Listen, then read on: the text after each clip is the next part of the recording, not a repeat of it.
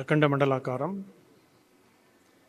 ವ್ಯಾಪ್ತಂ ಯೇನ ಚರಾಚರಂ ತತ್ಪದಂ ದರ್ಶಿತಂ ಯೇನ ತಸ್ಮೈ ಶ್ರೀ ಗುರವೇ ನಮಃ. ಆದಿಚುಂಚನಗಿರಿ ಮಹಾಸಂಸ್ಥಾನದ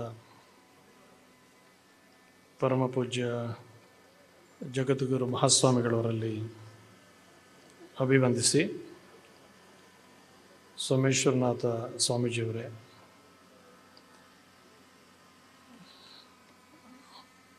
ಅಭಿನಂದನಾ ಭಾಷಣವನ್ನು ಮಾಡಿದಂತಹ ಮಾನ್ಯ HR ರಂಗನಾಥ್ ಅವರೇ, ಸಂಸದ ಪ್ರತಾಪ್ ಸಿಂಹ ಅವರೇ, ಪ್ರೊಫೆಸರ್ ಕೃಷ್ಣೇಗೌಡ್ರೆ, ಇಂದು ಅಭಿನಂದನೆಯನ್ನು ಹೃದಯಪೂರ್ವಕವಾಗಿ ಸ್ವೀಕರಿಸಿರುವಂತಹ ಡಾಕ್ಟರ್ ಮಂಜುನಾಥ್ ಅವರೇ, ಶ್ರೀಮತಿ ಅನಸೂಯ ಮಂಜುನಾಥ್ ಅವರೇ, ಮಾತೃಶ್ರೀ ಅವರಾದ ಸೊಲ್ಲಮ್ಮನವರೇ, ಈ ಸಮಿತಿಯ ಎಲ್ಲ ಪದಾಧಿಕಾರಿಗಳೇ, ಎಲ್ಲ ಆತ್ಮೀಯರೇ, ಕಾರ್ಯಕ್ರಮ ಕೊನೆಘಟ್ಟಕ್ಕೆ ಬಂದಿದೆ. ಕೊನೆಯದಾಗಿ ಸ್ವಾಮೀಜಿಯವರ ಆಶೀರ್ವಚನ ಇದೆ. ಡಾಕ್ಟರ್ ಮಂಜುನಾಥ್ ಅವರು ಸುದೀರ್ಘವಾಗಿ ಅವರ ಅನಿಸಿಕೆಗಳನ್ನು ಹಂಚಿಕೊಂಡಿದ್ದಾರೆ. ನಮ್ಮ ಪಬ್ಲಿಕ್ ಟಿವಿಯ ರಂಗನಾಥ್ ಅವರು, ಪ್ರೀತಿಯ ರಂಗಣ್ಣವ್ರು ಮಾತನಾಡಿದ ಮೇಲೆ ಬೇರೆ ಯಾರು ಮಾತನಾಡಿ ಸರ್ಟಿಫಿಕೇಟ್ ಕೊಡಬೇಕಾದ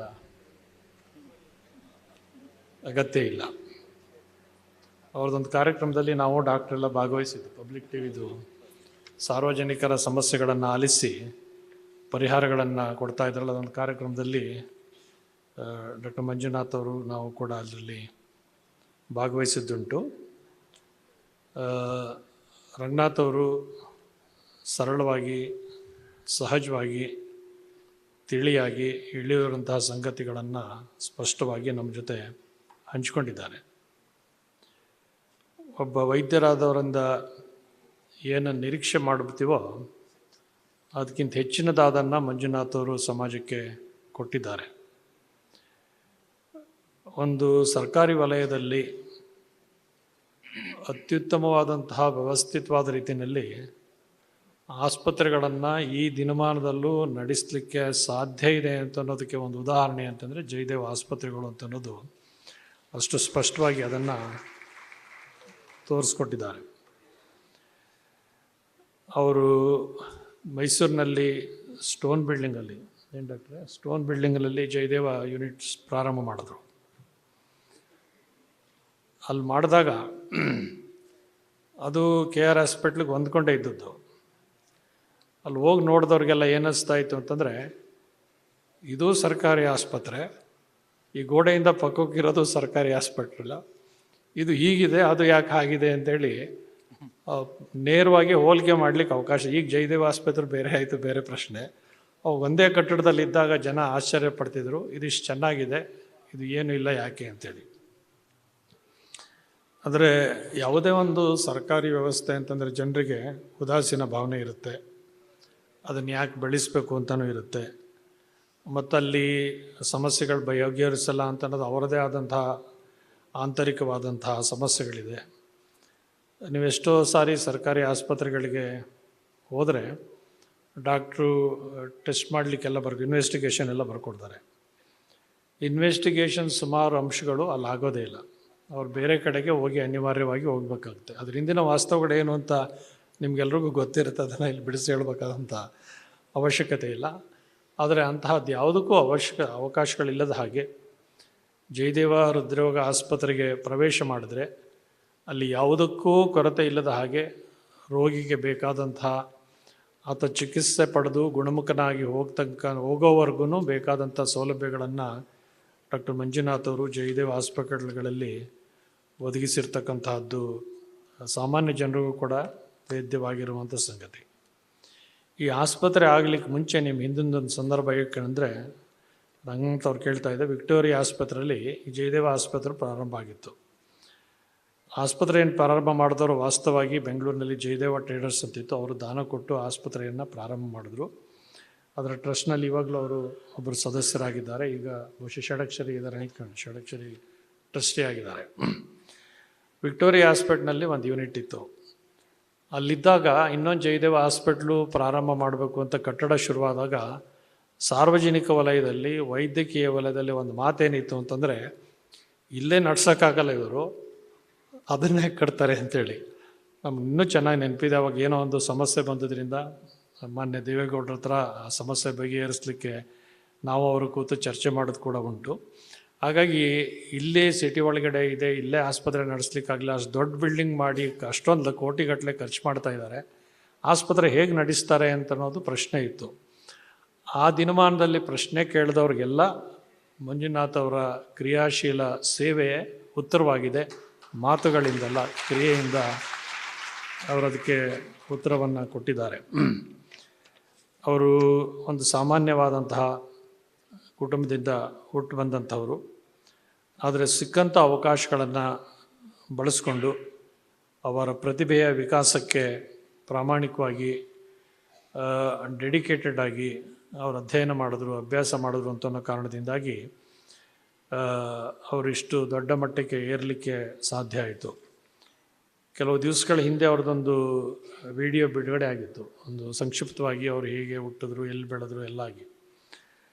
ಅದರಲ್ಲಿ ಅವ್ರು ಹೇಳಿದರು, ಶ್ರೀಮತಿ ಅನುಸೂಯ ಅವರು ಇಲ್ಲೇ ಇದ್ದಾರೆ, ಅವರಿಗೆ PG ಸೀಟ್ ಸಿಕ್ಕಾಗ ಆಗ್ತಾನೆ ಲಗ್ನ ಆಗಿತ್ತು. ಆವಾಗ ಶ್ರೀಮತಿಯವರು ಅಲ್ಲಿಗೆ ಹೋಗ್ಲಿಕ್ಕೆ ಅನುಮತಿಯನ್ನು ಕೊಟ್ಟರು.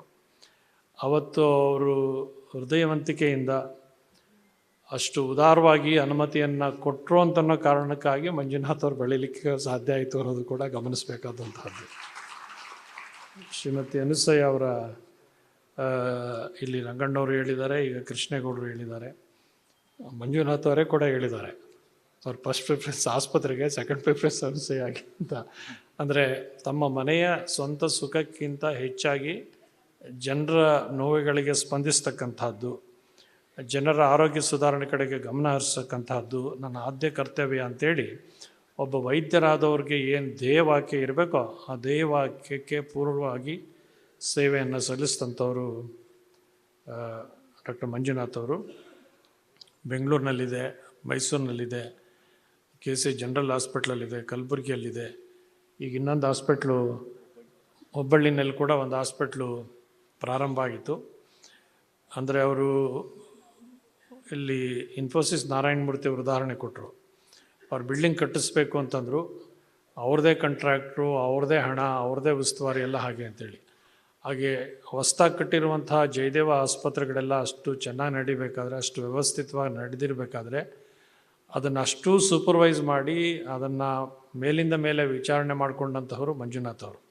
ಅದು ಸಣ್ಣ ಪುಟ್ಟ ಕೆಲಸವನ್ನು ಕೂಡ ಬಂದು ಸೂಕ್ಷ್ಮವಾಗಿ ಗಮನಿಸಿ ಈ ಆಸ್ಪತ್ರೆ ಹೀಗೆ ಇರಬೇಕು ಅಂತೇಳಿ. ನಮ್ಮ ಬೆಂಗಳೂರು ಆಸ್ಪತ್ರೆ ಕೂಡ ಒಮ್ಮೆ ಆಸ್ಪತ್ರೆಯಲ್ಲಿ ಬಹುಶಃ ದೇವೇಗೌಡರು ಚಿಕಿತ್ಸೆ ಬಂದಾಗ ಹೋಗಿದ್ದಾಗ ಪೂರ್ತಿ ಆಸ್ಪತ್ರೆಯನ್ನೆಲ್ಲ ಅವರೇ ಬಂದೆಲ್ಲ ಸಂಪೂರ್ಣವಾಗಿ ತೋರಿಸಿದ್ರು. ಮೈಸೂರಿನ ಆಸ್ಪತ್ರೆ ಕೂಡ ಒಮ್ಮೆ ಭೇಟಿ ಕೊಟ್ಟದ್ದು. ಅಲ್ಲಿ ಅಷ್ಟೊಂದು ಸ್ವಚ್ಛತೆ, ಆಸ್ಪತ್ರೆ ಅಂತಂದರೆ ಮೊದಲು ಕ್ಲೆನ್ಲಿನೆಸ್ಸು, ಸ್ವಚ್ಛತೆ ಇರಬೇಕು. ಆ ಸ್ವಚ್ಛತೆ ಇರ್ಬೋದು, ಡಾಕ್ಟ್ರುಗಳಲ್ಲಿ ಆತ್ಮೀಯವಾಗಿ ಬಂದಂಥ ರೋಗಿಗಳನ್ನು ಬರಮಾಡಿಕೊಂಡು ಅವ್ರಿಗೆ ಚಿಕಿತ್ಸೆ ಕೊಡ್ತಕ್ಕಂಥದ್ದು. ಇಂಗ್ಲೀಷ್ನಲ್ಲಿ ಒಂದು ಪ್ರಸಿದ್ಧವಾದ ಮಾತಿದೆ, ಇಲ್ಲಿ ಮಾತಾಡ್ತಾ ರಂಗಣ್ಣವ್ರು ಹೇಳಿದ್ರು, doctor words saves the patients ಅಂತ. ಡಾಕ್ಟ್ರು ಕೊಡೋ ಔಷಧಿ ರೋಗಿಯನ್ನು ಗುಣ ಮಾಡೋದು ಎರಡನೇ ಮಾತು. ಆದರೆ ವೈದ್ಯರು ಹೇಳುವಂತಹ ಆತ್ಮೀಯವಾದಂತಹ ಮಧುರವಾದಂತಹ ಮಾತುಗಳು ರೋಗಿ ತನ್ನ ಕಾಯಿಲೆಯನ್ನು ಗುಣ ಮಾಡ್ಕೊಳ್ಳಲಿಕ್ಕೆ ಮೊದಲೇ ಔಷಧಿ ಆಗಿರುತ್ತೆ. ಆ ಮೊದಲನೇ ಔಷಧಿ ಸರಿಯಾಗಿದ್ದರೆ ಉಳಿದ ಔಷಧಿಗಳೆಲ್ಲ ಸರಿಯಾಗಿ ಕೆಲಸ ಮಾಡಲಿಕ್ಕೆ ಸಾಧ್ಯ ಆಗುತ್ತೆ. ಅಂತಹ ಒಂದು ಸಂಸ್ಕೃತಿಯನ್ನು, ಕಲ್ಚರನ್ನು ಮಂಜುನಾಥ್ ಅವರು ಜಯದೇವ ಆಸ್ಪತ್ರೆಗಳಲ್ಲೆಲ್ಲ ರೂಢಿಸಿದ್ದಾರೆ. ಅವ್ರು ಮಾತನಾಡ್ತಾ ಹೇಳಿದ್ರು, ಚಿಕಿತ್ಸೆ ಮೊದಲು, ಪಾವತಿ ನಂತರ ಅಂತ. ಅವರು ಸ್ಲೋಗನ್ ಅಂತಂದರೆ ಟ್ರೀಟ್ಮೆಂಟ್ ಫಸ್ಟ್, ಪೇಮೆಂಟ್ ಲೇಟರ್ ಅಂತ. ಮೊದಲು ಚಿಕಿತ್ಸೆ ತಗೊಳ್ಳಿ, ಆಮೇಲೆ ಪಾವತಿ ಮಾಡಿ ಅಂತೇಳಿ. ಏನೂ ಪಾವತಿ ಮಾಡದೇನೂ ಕೂಡ ಚಿಕಿತ್ಸೆ ಮಾಡ್ಕೊಂಡಿರೋಂಥ ಸಾವಿರಾರು ಉದಾಹರಣೆಗಳು ನಮಗೆ ಗೊತ್ತಿರೋ ಹಾಗೆ ಜಯದೇವ ಹಾಸ್ಪಿಟ್ಲಲ್ಲಿ ಕೊಟ್ಟಿದ್ದಾರೆ. ಅವರು ಸರ್ಕಾರದಿಂದ ಬಂದಂತಹ ಅನುದಾನವನ್ನು ಬಳಸ್ಕೊಳ್ಳೋದ್ರ ಜೊತೆಗೆ ಅದಕ್ಕಿಂತ ಹೆಚ್ಚಾಗಿ ಈಗ ಅವ್ರು ಮಾತನಾಡ್ತಾ ಹೇಳಿದ ಕಾರ್ಪೊರೇಟ್ ಸೆಕ್ಟರಿಂದ ಸಾಮಾನ್ಯವಾಗಿ ಸರ್ಕಾರಿ ವಲಯದಲ್ಲಿರ್ತಕ್ಕಂಥ ಬಹಳ ಜನ ವೈದ್ಯರಲ್ಲಿ, ಅದು ಜಯದೇವ ಇರ್ಬೋದು, ಬೇರೆಯವರು ಇರ್ಬೋದು, ಮಾತನಾಡುವಾಗ ಮಂಜುನಾಥ್ ಮಾಡ್ದಂಗೆ ನಾವು ಯಾರೂ ಕೂಡ ಸೋಷಿಯಲ್ ಫಂಡನ್ನು ಮೊಬಿಲೈಸ್ ಮಾಡಲಿಕ್ಕೆ ಆಗಲ್ಲ ಅಂತನ್ನುವಂಥ ಒಂದು ಮಾತು ಕೂಡ ಇದೆ. ಇನ್ನೊಬ್ಬರಿಗೆ ಸಾಧ್ಯ ಇಲ್ಲ ಅನ್ನುವಷ್ಟರ ಮಟ್ಟಿಗೆ ಸೋಷಿಯಲ್ ಸೆಕ್ಯೂರಿಟಿ ಫಂಡನ್ನು, CSR ಫಂಡನ್ನು ಬೇರೆ ಬೇರೆ ಕಡೆಗಳಿಂದ ಆಸ್ಪತ್ರೆಯ ಯಾವುದೇ ಚಟುವಟಿಕೆಗೆ ತೊಂದರೆ ಇಲ್ಲದ ಹಾಗೆ ಮಂಜುನಾಥ್ ಅವರು ಅದನ್ನು ನಡೆಸ್ಕೊಂಡು ಬಂದಿದ್ದಾರೆ. ಎಷ್ಟೋ ಜನ ಏನೂ ಇಲ್ಲದೇ ಇದ್ದವರು ಕೂಡ ಅಂತಹ ಆರ್ಥಿಕ ನೆರವಿನಿಂದ ಇವತ್ತು ಅವರ ಸೇವಾವಧಿ ಮುಗಿದಿದೆ. ಅವರ ಸ್ವತಃ ಇಚ್ಛೆಯಿಂದ ಅಲ್ಲಿ ರಂಗನಾಥ್ ಅವರು ಹೇಳ್ದಂಗೆ ಮುಂದುವರಿಯೋದಕ್ಕಿಂತ ಹೆಚ್ಚಾಗಿ ಬೇರೆ ಸೇವಾ ಕಾರ್ಯಗಳಲ್ಲಿ ತೊಡಗಿಸ್ಕೊಳ್ಬೋದು ಅಂತನ್ನುವ ಸಂಕಲ್ಪವನ್ನು ಮಾಡಿ ಅದರಿಂದ ಬಿಡುಗಡೆಯನ್ನು ಪಡೆದುಕೊಂಡಿದ್ದಾರೆ. ಆ ಸಂಸ್ಥೆ ಆದರೂ ಕೂಡ ಅವ್ರ ಸಂಸ್ಥೆ ಈಗೇನು ಇಷ್ಟರ ಮಟ್ಟ ಬಂದಿದೆ, ಇನ್ನು ಮುಂದೆ ಬಂದಂಥವ್ರು ಯಾರೇ ಇದ್ದರೂ ಕೂಡ ಸಂಸ್ಥೆಯನ್ನು ಬೆಳೆಸ್ತಕ್ಕಂಥದ್ದು ಎರಡನೇದು. ಇರುವಂಗೆ ಅದನ್ನು ಮೇಂಟೈನ್ ಮಾಡ್ಕೊಂಡು ಹೋದರೆ ಅವ್ರು ನಿಜವಾಗ್ಲೂ ಜಯದೇವ ಸಂಸ್ಥೆಗೆ ಸಲ್ಲಿಸುವಂಥ ಒಂದು ದೊಡ್ಡ ಸೇವೆಯಾಗಿ ಉಳಿಲಿಕ್ಕೆ ಸಾಧ್ಯ ಆಗುತ್ತೆ. ಅಷ್ಟರ ಮಟ್ಟಿಗೆ ಆ ವ್ಯವಸ್ಥೆಯನ್ನೆಲ್ಲ ಅವರು ಮಾಡಿದ್ದಾರೆ. ಮಾನ್ಯ ದೇವೇಗೌಡರ ಆಳಿಂದರು ಅಂತ ಅನ್ನೋದನ್ನು ಆಗಿದ್ದಾರೆ. ಆದರೆ ಎಲ್ಲಿಯೂ ಯಾವುದೇ ಸಂದರ್ಭದಲ್ಲಿ ಕೂಡ ಆ ಒಂದು ರಾಜಕೀಯ ಹಿನ್ನೆಲೆಯನ್ನು ತಮ್ಮ ಸೇವಾ ಕಾರ್ಯದಲ್ಲಿ ಬಳಸ್ಕೊಳ್ಳುವಂತಹ ಕಿಂಚಿತ್ ಪ್ರಯತ್ನವನ್ನು ಮಾಡದೆ ವೈದ್ಯಕೀಯ ಕ್ಷೇತ್ರಕ್ಕೆ ಪ್ರಾಮಾಣಿಕವಾಗಿ ಮಂಜುನಾಥ್ ಅವರು ಸೇವೆ ಸಲ್ಲಿಸಿದ್ದಾರೆ ಅಂತಕ್ಕಂಥದ್ದು ಅವರ ಕ್ವಾಲಿಟಿ ಆಫ್ ವರ್ಕಿಂದ, ಗುಣಮಟ್ಟದ ಸೇವೆಯಿಂದ, ಅವರ ನಿಷ್ಪಕ್ಷಪಾದಂತಹ ಸೇವೆಯಿಂದ, ಅವರ ಕರ್ತವ್ಯ ಪ್ರಜ್ಞೆಯಿಂದ, ದುಡಿದಿಂದ ನೋಡಿ ಅವರೆಲ್ಲರೂ ಅವ್ರಿಗೆ ಇದುವರೆಗೂ ಕೂಡ ಎಲ್ಲ ರೀತಿಯ ಸಹಾಯ ಸಹಕಾರಗಳನ್ನು ನೀಡ್ಕೊಂಡು ಬಂದಿದ್ದಾರೆ. ಅವ್ರಿಗೆ ಇನ್ನೂ ಉನ್ನತವಾದ ಹುದ್ದೆಗಳನ್ನು ಅಲಂಕರಿಸುವ ಅವಕಾಶಗಳಿತ್ತು. ಅವರು ಕುಲಪತಿಗಳಾಗ್ಬೋದಾಗಿತ್ತು, ಬೇರೆ ಬೇರೆ ಹುದ್ದೆಗಳು ಬಂದರೂ ಕೂಡ ಇಡೀ ಒಂದು ರಾಜ್ಯವನ್ನೇ ನಿಯಂತ್ರಿಸಬಹುದಾದಂತಹ ಒಂದು ವಿಶ್ವವಿದ್ಯಾನಿಲಯದ ಕುಲಪತಿಯ ಸ್ಥಾನ ಬಂದಾಗಲೂ ಕೂಡ ಅದನ್ನು ಉದಾರವಾಗಿ ನಡೆಸ್ಬೋದಾದಂಥ ಸಾಮರ್ಥ್ಯವುಳ್ಳಂಥ ಅವ್ರ ಸ್ನೇಹಿತರಿಗೆ ಅವಕಾಶ ಮಾಡಿಕೊಟ್ರೆ ಹೊರತು ಅದು ತನಗೆ ಬೇಡ ಅಂಥೇಳಿ ಕೃತಜ್ಞತೆಯಿಂದ ನಿರಾಕರಿಸಿ ಸೇವಾ ಹಿ ಪರಮೋ ಧರ್ಮ ಅಂತ ಹೋಗಿ ಸೇವೆ ಮಾಡೋದೇ ಪರಮವಾದ ಧರ್ಮ, ಅದನ್ನೇ ನನಗೆ ಆಯ್ಕೆ ಮಾಡ್ಕೊಂಡಿದ್ದೀನಿ ಅಂತೇಳಿ ಅದರಲ್ಲಿ ತೊಡಗಿಸ್ಕೊಂಡು ಯಶಸ್ವಿಯಾಗಿದ್ದಾರೆ. ಅವರು ಇವತ್ತು ಮೈಸೂರು ನಾಗರಿಕರ ಪರವಾಗಿ ಒಂದು ಒಳ್ಳೆಯ ಸನ್ಮಾನ ಸಮಾರಂಭ ನಡೆದಿದೆ. ರಂಗನಾಥ್ ಅವರು ಮತ್ತು ಕೃಷ್ಣೇಗೌಡರು ಇಬ್ಬರೂ ಕೂಡ ಹೇಳಿದ್ದಾರೆ, ಈ ಕಲಾಮಂದಿರದಲ್ಲಿ ಬಹಳ ದಿವಸಗಳ ನಂತರ ಹೌಸ್ಫುಲ್ ಆದಂಥ ಕಲಾಮಂದಿರವನ್ನು ನೋಡಿದ್ದೇವೆ ಅಂತೇಳಿ. ಈ ಕೃಷ್ಣೇಗೌಡ ಹೇಳಿದ್ರು, ಹೊರಗಡೆ ಬಂದಾಗ ಅಷ್ಟೊಂದು ವಾಹನಗಳನ್ನು ನೋಡಿ ಒಂದು ಕ್ಷಣ ಹುಬ್ಬೇರಿಸಿ, ಅದು ಕಾರಣ ಮಂಜುನಾಥ್ ಅವರ ಸನ್ಮಾನ ಅನ್ನೋ ಕಾರಣಕ್ಕಾಗಿ ಅಂತ ಮಾತನ್ನು ಹೇಳಿದ್ದಾರೆ. ಒಂದು ಮಾತಿನಲ್ಲಿ ಹೇಳ್ಬೇಕಂತಂದರೆ ಅವರು ಹೃದಯ ತಜ್ಞರು, ಹೃದಯದಲ್ಲಿ ಸ್ಪೆಷಲಿಸ್ಟು. ಆದರೆ ನಮ್ಮ ಮೈಸೂರಿನವರು ಹೃದಯವಂತರು. ಅವರು ಹೃದಯ ತಜ್ಞರು, ಮೈಸೂರಿನವರು ಹೃದಯವಂತರು. ಆ ಕಾರಣಕ್ಕಾಗಿ ಅವರಿಗೆ ಬೇಕಾದಷ್ಟು ಕಡೆ ಸನ್ಮಾನ ಆಗಿದೆ, ಆಸ್ಪತ್ರೆಗಳಾಗಿದೆ, ಬೇರೆ ಬೇರೆ ಕಡೆ ಆಗಿದೆ. ಆದರೆ ಇಲ್ಲಿ ಮಂಜುನಾಥ್ ಅವರು ನಮ್ಮವರು, ನಮ್ಮ ಡಾಕ್ಟ್ರು, ನಮ್ಮ ಕಷ್ಟವನ್ನು ಕೇಳಿದಂಥವರು ಅಂತನ್ನುವ ಕಾರಣದಿಂದಾಗಿ ಪ್ರೀತಿಯಿಂದ ಇಲ್ಲೆಲ್ಲ ಅವರಿಗೆ ಪ್ರೀತಿಯ ಅಭಿನಂದನೆಯನ್ನು ಸಲ್ಲಿಸಿರೋದು ಸಂತೋಷ ಸಂಗತಿ. ಅವರು ಬಿಡು ಮಾಡಿಕೊಂಡು ಸಪತ್ನಿಕರಾಗಿ ಇಲ್ಲಿ ಬಂದಿದ್ದಾರೆ. ಶ್ರೀಮತಿ ಅನಸೂಯ ಅವರು ಅವ್ರ ಪೂಜೆ ಮಾಡಿ ಫಲವನ್ನು ಮಂಜುನಾಥ್ ಅವರು ಕೊಡೋದು, ಅವ್ರ ಪೂಜಾ ಫಲ ಎಲ್ಲ ಮಂಜುನಾಥ್ ಅವ್ರಿಗೆ ಕೊಟ್ಟು ಅವ್ರ ಸೇವಾ ಕಾರ್ಯ ಇರಲಿ, ಅವ್ರ ಆರೋಗ್ಯ ಚೆನ್ನಾಗಿರಲಿ, ಸೇವೆ ಮಾಡಲಿ ಅಂತೇಳಿ ಒಬ್ಬ ಹೆಣ್ಣು ಮಗಳ ಒಂದು ಆ ಭಕ್ತಿ ಭಾವನೆಯ ಸೇವಾ ಕಾರ್ಯ, ಅದು ನಿಷ್ಕಲ್ಮಶವಾದ ಮನಸ್ಸಿನಿಂದ ಮಾಡುವಂತಹ ಭಕ್ತಿ, ಅದೆಲ್ಲ ಮಂಜುನಾಥ್ ಅವರಿಗೆ ವರವಾಗಿ ಸಿಕ್ಕಿದೆ. ಆ ಕಾರಣದಿಂದ ಅವರು ಸೇವಾ ಕಾರ್ಯವನ್ನು ಯಶಸ್ವಿಯಾಗಿ ಮುನ್ನಡೆಸಲಿಕ್ಕೆ ಸಾಧ್ಯ ಆಗಿದೆ. ಈ ಸಂದರ್ಭದಲ್ಲಿ ಅವ್ರ ಮಾತೃಶ್ರೀಯವರಾದಂತಹ ಸೊಂಬಮ್ಮನವರು ಕೂಡ ಇಲ್ಲಿ ಬಂದಿರೋದು ತುಂಬ ಸಂತೋಷ ಸಂಗತಿ. ಅವ್ರು ನೋಡಿ ಸಂತೋಷಪಟ್ಟಿದ್ದಾರೆ. ಅವ್ರಿಗೆ ಬಹುಶಃ ಅವ್ರು ಅಂದ್ಕೊಂಡಿರ್ಬೇಕು, ಮಗನಿಗೆ ಇಷ್ಟೊಂದು ಜನ ಪ್ರೀತಿ ಕೊಡೋರೆಲ್ಲ ಇದ್ದಾರಲ್ಲ ಅಂಥೇಳಿ ಅವ್ರಿಗೂ ತುಂಬ ಹೃದಯ ತುಂಬಿ ಬಂದು ಸಂತೋಷ ಆಗಿರುತ್ತೆ. ಈ ಕಾರ್ಯಕ್ರಮಕ್ಕೆ ಪೂಜ್ಯ ನಮ್ಮ ನಿರ್ಮಲಾನಂದ ಸ್ವಾಮೀಜಿಯವರು ಆಗಮಿಸಿದ್ದಾರೆ. ನಾವು ಅವ್ರು ಇವತ್ತು ಒಟ್ಟಿಗೆ ಇರೋದು 3ನೇ ಕಾರ್ಯಕ್ರಮ. ಅವ್ರು ನೆನಪಿಸ್ಕೊಳ್ತಾ ಇದ್ರು, ಬಹುಶಃ ಇದೇ ಮೊದಲು ನಾವಿಬ್ಬರು ಒಟ್ಟಿಗೆ ಒಂದೇ ದಿವಸದಲ್ಲಿ 3 ಕಾರ್ಯಕ್ರಮದಲ್ಲಿದ್ದೀವಿ ಅಂತೇಳಿ. ಬೆಳಿಗ್ಗೆ ಎಚ್ ಸಿ ದಾಸಪ್ಪನವರ ಒಂದು ಪ್ರತಿಷ್ಠಾನದ ಕಾರ್ಯಕ್ರಮ ಇತ್ತು. ಆನಂತರ ಗುಂಡ್ಲುಪೇಟೆಯಲ್ಲಿ ಆಲತ್ತೂರಿನಲ್ಲಿ ದೇವಸ್ಥಾನಗಳ ಜೀರ್ಣೋದ್ಧಾರ ಕಾರ್ಯಕ್ರಮ ಇತ್ತು. ಸ್ವಾಮೀಜಿಯವರು ಬಂದದ್ದು ತುಂಬ ಸಂತೋಷ ಆಗಿದೆ. ಹಾಗೆ ರಂಗನಾಥ್ ಅವರು, ನೀವೆಲ್ಲ ಇವಾಗ ಅವ್ರನ್ನ ಟಿ ವಿಲಿ ನೋಡ್ತಿದ್ರಿ, ಆದ್ರೆ ಇವತ್ತು ನಮ್ಮ ಮುಂದೆ ಇದ್ದಾರೆ ಅವರು.